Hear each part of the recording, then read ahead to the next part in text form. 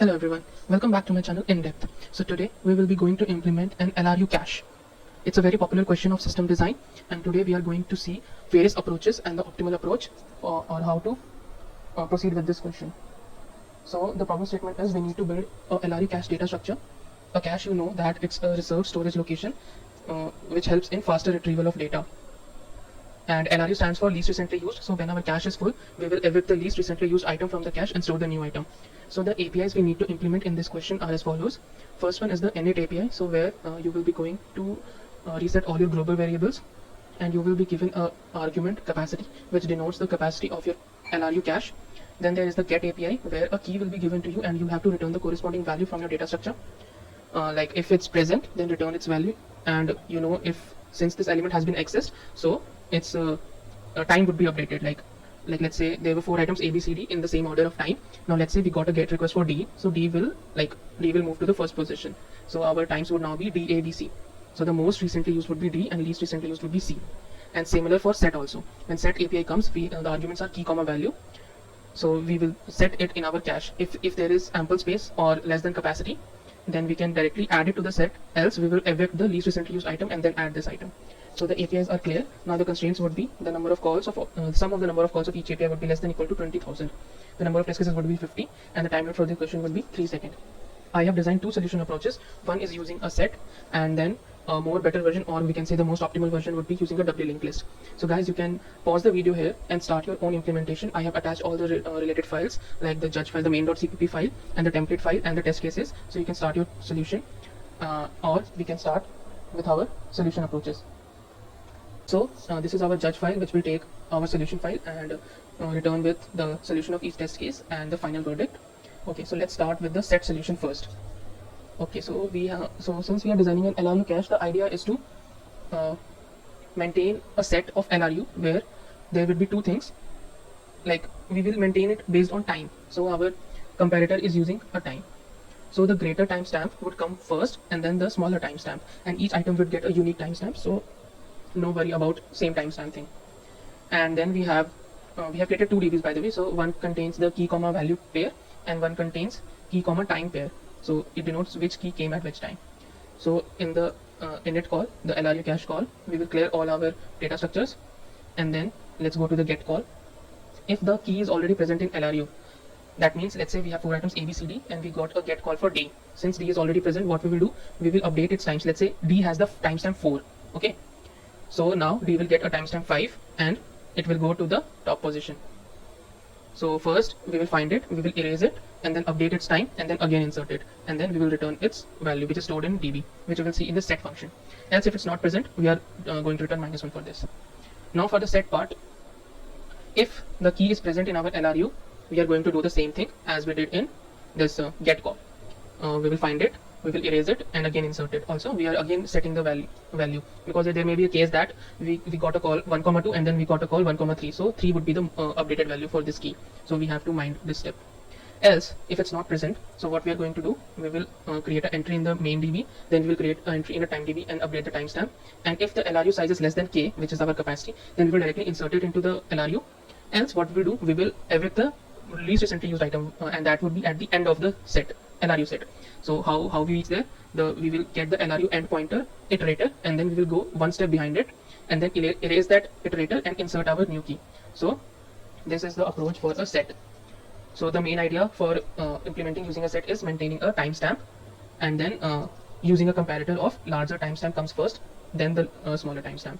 Okay, so let's run this solution and see what is the running time of this solution.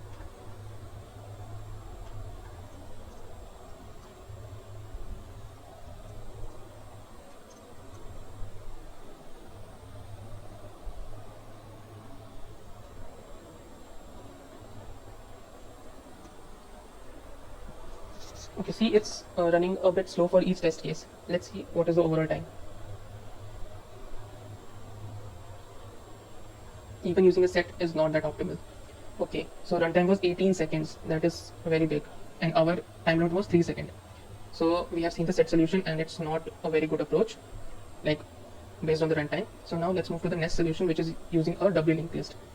Okay, So for doubly linked list, we have created a node structure which contains key value and the next and the previous pointer. Then we have created a memory pool for this memory pool because we are not going to use the new keyword. So we have already assigned a max size to this memory pool, and we will use this memory only. And then we have a structure of LRU which contains head node and a tail node. Why a head node and a tail node?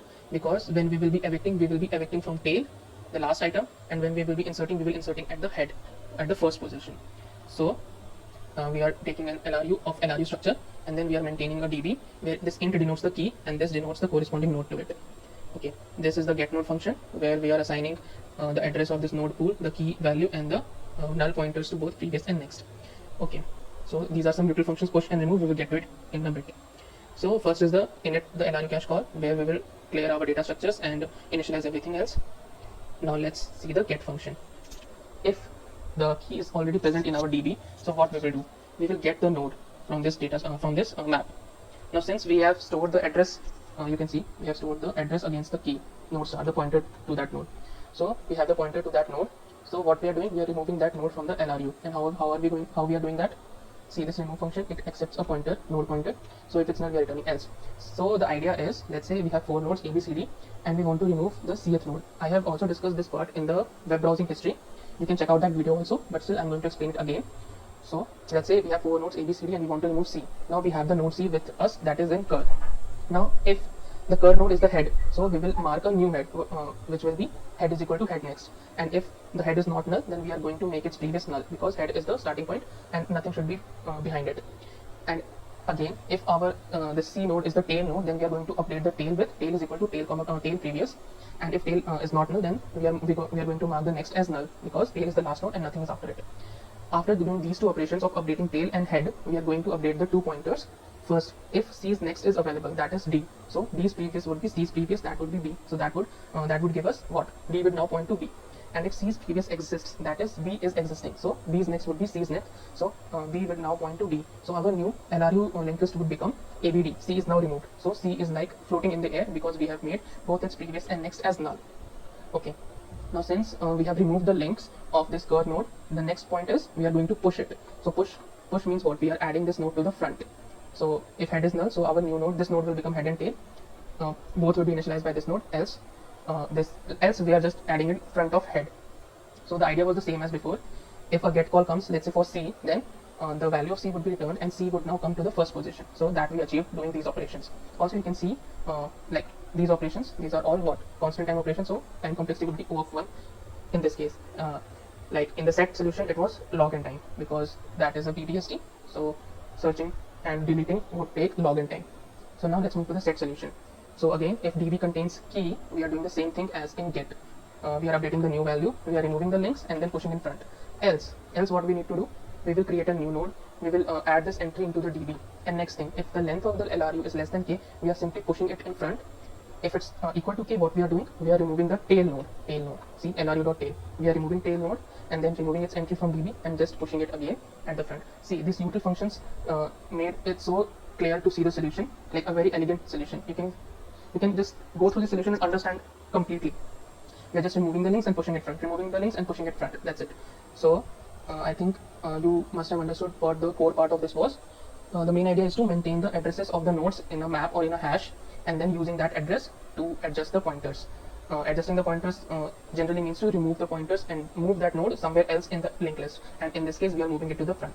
So now let's see what is the runtime of this solution. Since it's O of 1, it would run way faster than the set solution. Let's see how much faster.